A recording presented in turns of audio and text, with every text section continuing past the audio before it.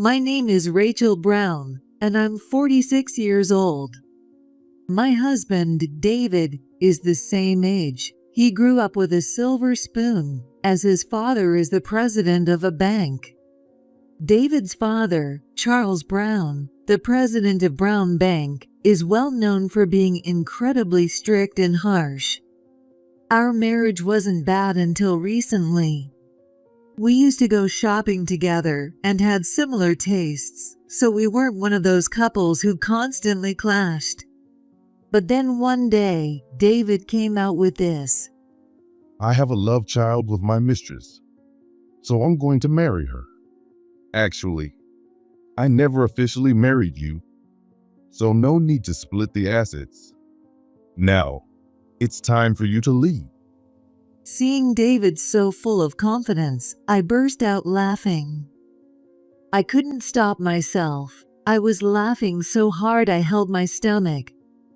David, who had been taken aback, started getting angry. What's so funny? What's got you laughing like that? Well, okay then. If that's how it is, I'll go ahead and close the $500 million account in your bank. What are you talking about? Closing the account? And $500 million? You're not even the daughter of a CEO. What are you saying? I guess this heat wave finally made you lose your mind. As David continued ranting, I, still laughing with tears in my eyes, explained. It's my great Uncle Mike's company, Smith Imports, that has $500 million deposited in Brown Bank. Charles should be well aware of that. That's why someone like me, not a CEO's daughter, was able to marry the bank president's son. You may think we didn't file our marriage certificate, but we definitely did, so no need to worry about that. What? What the hell are you talking about? Smith Imports? That's one of the long-established companies around. And you're claiming to be connected to them? Don't make me laugh. We were never on the same level, even from birth. You and I don't belong together. You've seriously lost your mind. And like I said, we're not even legally married. After I signed the marriage papers, I threw them away secretly after saying I'd filed them. You really thought that for the last 10 years? Ridiculous. Do you really think someone as serious as Charles would overlook that? At first, I was shocked when I realized the marriage papers hadn't been submitted. But do you remember? We filled out 2 copies of the papers, and Charles kept one as a keepsake. Don't you remember that? Seriously? You don't remember filling out 2 copies? And how happy Charles was? Finally, his troublesome son was getting married. I spoke with Charles and submitted his copy. So yes, we're legally married. You didn't even know that? Who's the one who's really lost it here? Have you even noticed that all the mail addressed to me has had the last name Brown on it? And let's see what happens if a member of the Smith family were to get divorced. Obviously, the account would be closed. And do you think you can tell Charles about that? Smith Imports is a top-tier client. They're not like any random company. It's a long-established firm. If they close their account and business slows down, it would be a huge blow to Brown Bank. The bank's reputation could take a nosedive. There's no way. This is Brown Bank we're talking about. Do you know how long it's been around? It's a major bank. Everything you're saying is a complete lie. Sure, Smith Imports is an old company, but Mike is your great uncle? That's obviously a lie. Someone like you couldn't have come from such a prestigious family. I only married you out of pity. I thought, you won't find someone to marry. So I married you. But you betrayed me. And I'm done with you. You can't even handle household chores. You have no savings. And all you do is watch cartoons. Aren't you embarrassed? The woman I'm seeing now is the one who truly deserves to be the wife of the bank president's son. She's nothing like you, a wife who only cares about money. You've known about my love for cartoons since before we got married, haven't you? And we don't have a housekeeper because I do everything myself. Can't clean, can't cook, can't do laundry. Really? Then who's been making your lunches? Did a robot make those homemade lunches? And those wrinkle-free shirts you're wearing? Are you seriously going to tell me your mistress was sneaking in while I wasn't home to iron them? Of course not. I did all of that. And you think that excuse is going to fly? Do you really think Charles will bend to your will? Charles, who's strict, accomplished, and hates anything dishonest? The man who values integrity above all else. If anyone's going to get disowned here, it's you. Am I wrong? If I end up being treated unfairly, Smith Imports will definitely take their business elsewhere. And who's going to lose out then? With fewer clients, Charles' wrath will be enormous. You're full of it. You're not fit to be the wife of a bank president. Who do you think you are? Do you think you're better than me? Fine. If you say we're really married, then sign the divorce papers. Do it. I'll tell my dad we got divorced because of your infidelity.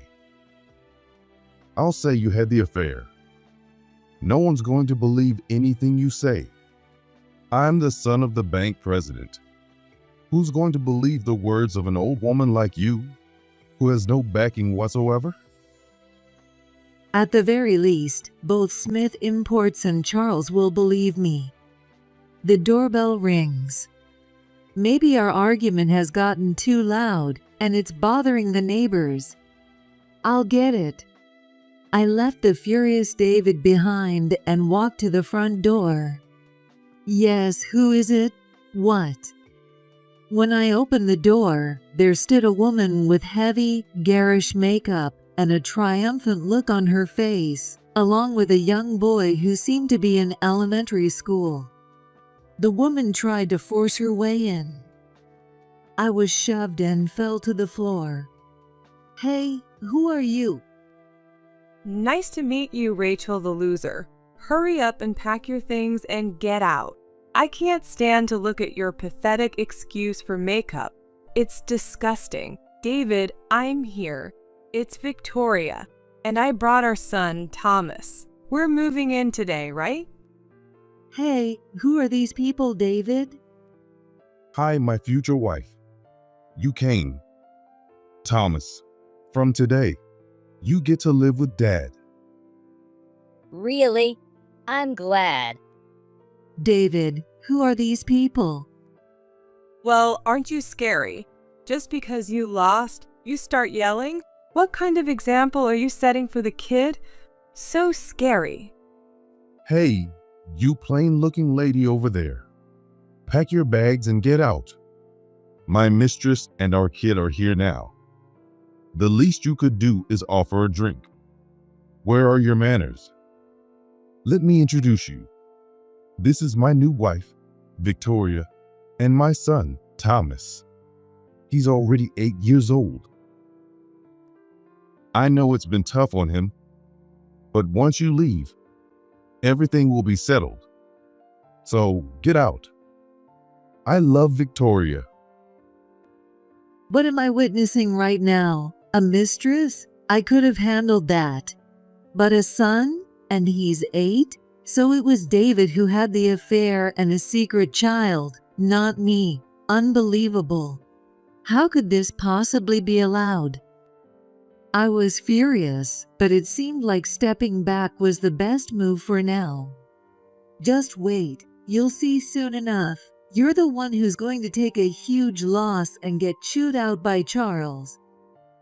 I went to the bedroom and packed the necessary things, like my clothes.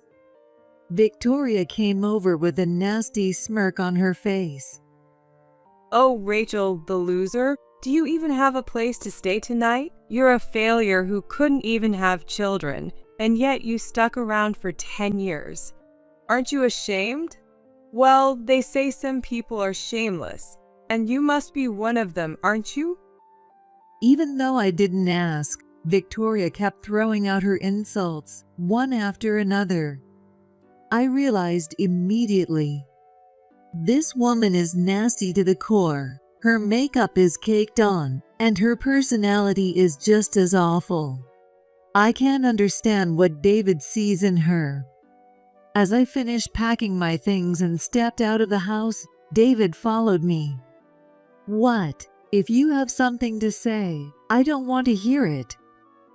Leave the keys. The house keys. Don't come back here again. I don't want Thomas to hear anything about affairs or mistresses. David said cruel things in such a calm tone. Instead of handing him the keys, I threw them toward the door on purpose. Hey, you. I ignored David's string of insults and left the houses. Unfortunately, my family home was pretty far away, and I didn't have my car keys. With no other choice, I called for a taxi. "Excuse me, can you take me to the station?" I took the taxi to the station and then transferred trains until I reached the closest station to my parents' place. Doesn't want the kid to hear about mistresses and affairs, and yet he's throwing his wife out of the house. I was filled with frustration as I headed toward my parents' home.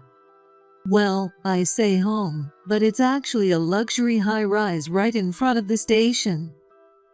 When I arrived at the apartment on the 45th floor, I couldn't hold back my tears any longer. I walked into my parents' home, crying the whole time. Who's there? Oh, Rachel, what happened? It's so late. Where's David? I cried in my aging mother's arms. Since my dad was also there, I explained everything that had happened. That bastard. By year 2 of the marriage, he already had a mistress and their child. We are the Smith family. He won't get away with this. That's right. We're not just any family. We're an old, respected company with responsibilities. Let's call Mike right away. You've really been through a terrible time. Poor thing. He has no idea who our family is. He'll regret this soon enough. My mom called Mike, her brother-in-law and the chairman of Smith Imports. Her cousin is now the company president. My dad, who married into the family, assists with the business. Afterward, Mike, my parents, and I gathered at the house and discussed everything that had happened. So, they kicked me out of the house, his mistress and their child showed up, and they were all happy together. As I vented my frustrations, my family became even more furious than I was. Mike then called David's father, Charles. He angrily demanded a meeting to discuss the matter. The jobs of a bank president is far from leisurely. I heard he was extremely busy, but even so, Charles made time for the meeting. So, even though my parents weren't present, the meeting began with just me, Mike, Charles, and David. Charles glared at David. What's this all about? A mistress? And a secret child? With Rachel still in the picture? Well, that's... Charles, I'm sorry, but I've decided to move Smith Imports accounts to another bank. When can we start the paperwork? Please wait. There must be some mistake. David may be foolish, but he's not that reckless. No, my niece's daughter has been insulted. Brown Bank can no longer be trusted, especially since Rachel, your son's wife, has been working hard, while David here has been playing around with a mistress and a secret child. If this gets out in the papers, it'll be a massive scandal. Please wait. Mike remained firm on moving the accounts, while Charles desperately tried to prevent it. The conversation was going nowhere fast. Then David spoke up. Yes, it's all Rachel's delusions. She's been bad-mouthing me endlessly, and then she just left the house on her own. I was stunned when I heard him. Even at this point, he was still trying to make excuses. Everyone, there's something I'd like you to hear. With that, I took something out. It's a voice recorder. David's face turned pale. I pressed the play button, and David's shouting filled the room. Everything you say is a complete lie. Sure, Smith Imports is an old company, but Mike is your great uncle? That's obviously a lie. The voice recorder captured all the insults from that day. Victoria's not like a gold-digging wife like you. Wait, so you're saying Rachel's just after money, David? No, that's not it. This is fabricated. There's one more recording I'd like you to hear. Calmly, I played another audio file from the recorder. Hey, you. You're seriously pissing me off. Don't ever come back here. You're disgusting and the worst. You're completely useless. Thanks for everything, but you don't have a home to come back to. Go ahead and become homeless and live at the bottom of society. This was the tirade I had endured when I left the house. I had recorded it just in case. When the recording ended, the room fell silent. David's face, which had been pale, was now completely white. Mike, let's change banks. Can we really trust a bank that employs people like him? No, we can't. Even if we could before, that's no longer possible. Charles, when can we come by to start the process of switching banks? It's unfortunate, but there are several banks eager to work with us. After all that's happened, we can't just let this slide, can we? It's unacceptable for Rachel, who's like a daughter to me, to be insulted and treated this way. Well, that's... Charles, who had always carried himself confidently, looked more shaken than I'd ever seen him. Just then, the doorbell rang. My mom, who was stationed at the door, could be heard, but from the sound of it, someone was barging in, completely ignoring her. David, I'm here. Let's sign the marriage papers. It was Victoria, clueless about the situation, walking right in. What's going on here? The atmosphere feels heavy. David, you promised you'd sign the marriage papers today, remember? How did you find this place? I never told you where I was. I secretly installed a GPS app on your phone. So, are we going to sign the papers today or what? Stop being so shy. Even Thomas is excited for this. Good job, Victoria. David's got nowhere to hide now. I couldn't help but silently cheer her on. David, who had been denying the existence of a mistress, was now cornered. I exchanged a nod with Mike. Mike, let's go ahead and switch banks. Yes, we should. I called for the staff and had Victoria escorted out. What? I'm the one who deserves to be with David. I'm way better than a gold-digging commoner like you, right, David?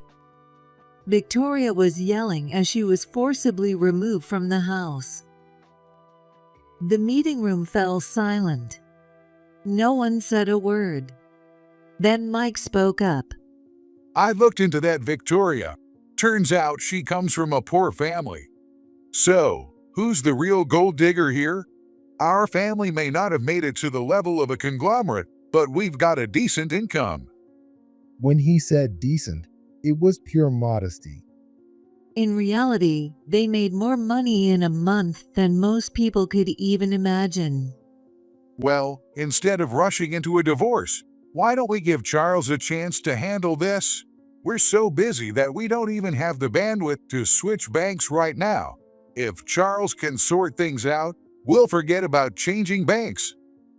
Thank you. Please, let me speak with David and Rachel. I appreciate your patience. Though I was filled with anxiety, it was decided that I would return home for the time being. Still, with Charles being so strict, I didn't expect any violence. If anything happens, contact me immediately. Yes, thank you, Mike. We got into Charles' personal luxury car. For a while, the three of us, David, Charles, and I, sat in silence as the car continued to drive. The atmosphere was heavy, thick with Charles' anger and David's growing panic. You idiot.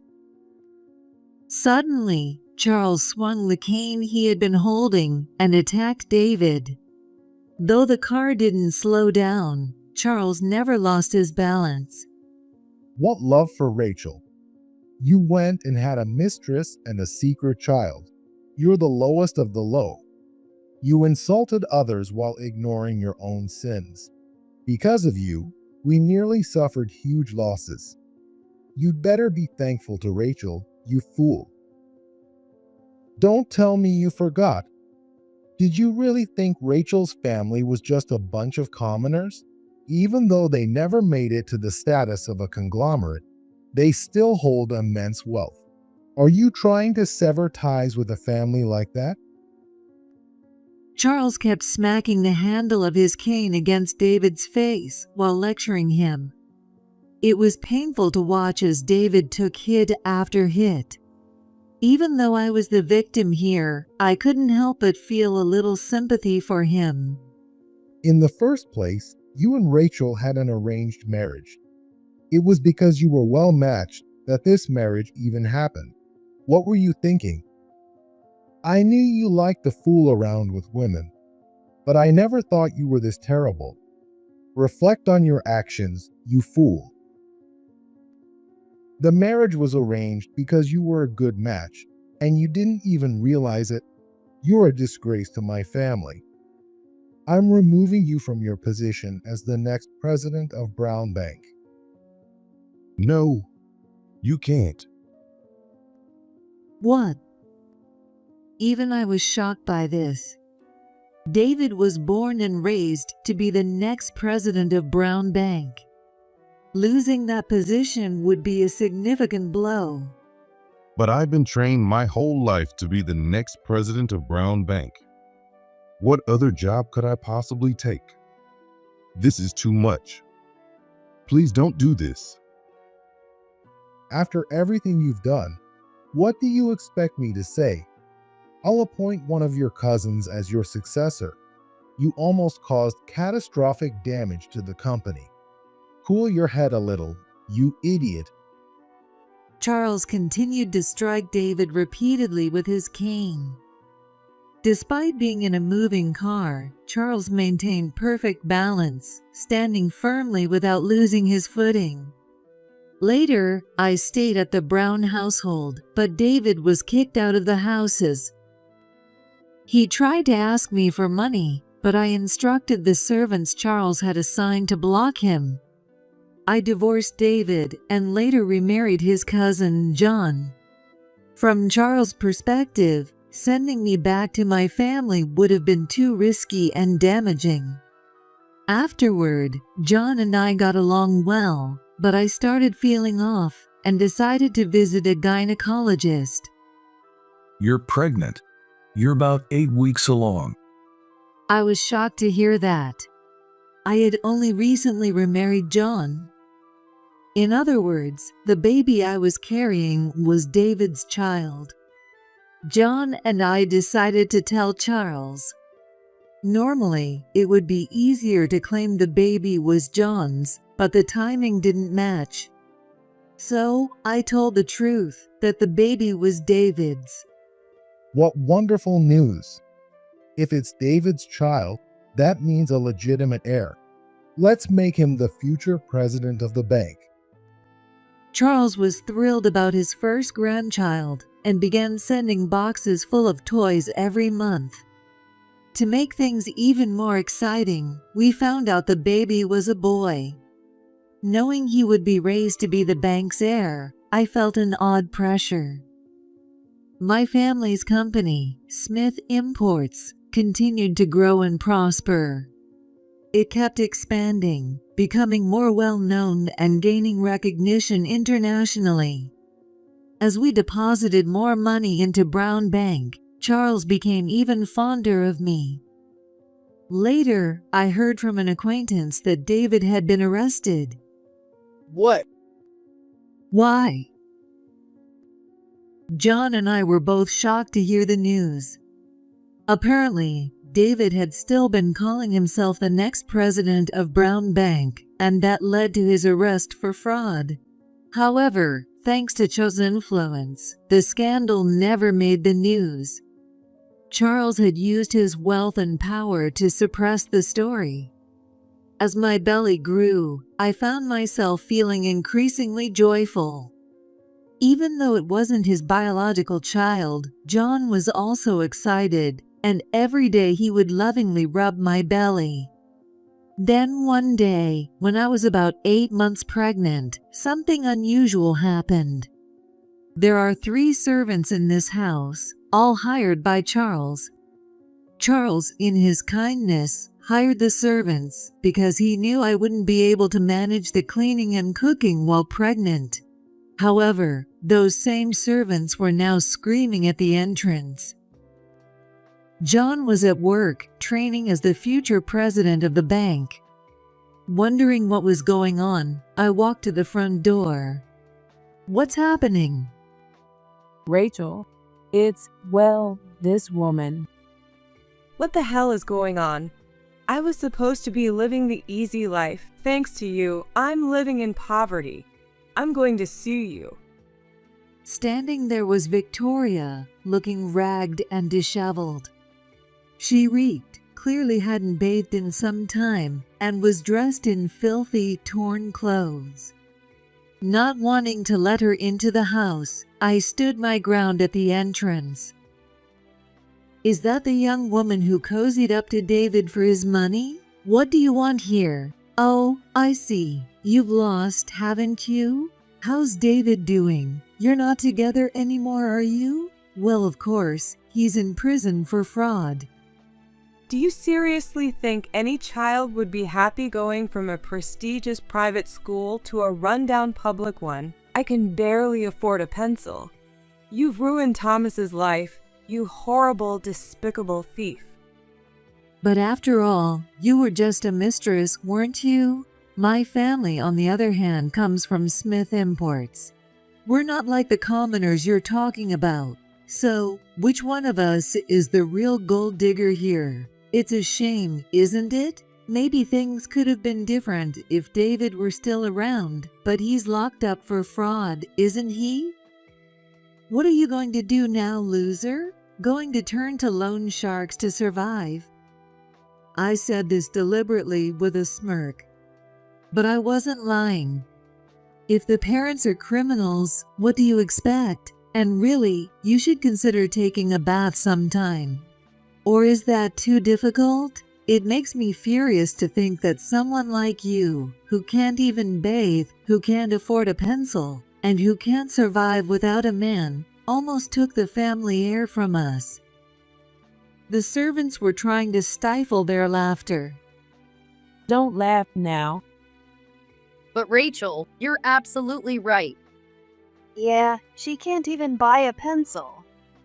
The servants could barely contain their giggles. What? I was supposed to live a luxurious life, traveling, designer brands, living in luxury. Who ruined it all? You did. You're the one who should be sending me alimony every month. I can't forgive you for what you've done to me. Forgive me? I'm the one who can't forgive you. You really have no idea, do you? I responded calmly. Do you even understand your position? If things were fair, you'd be the one paying alimony.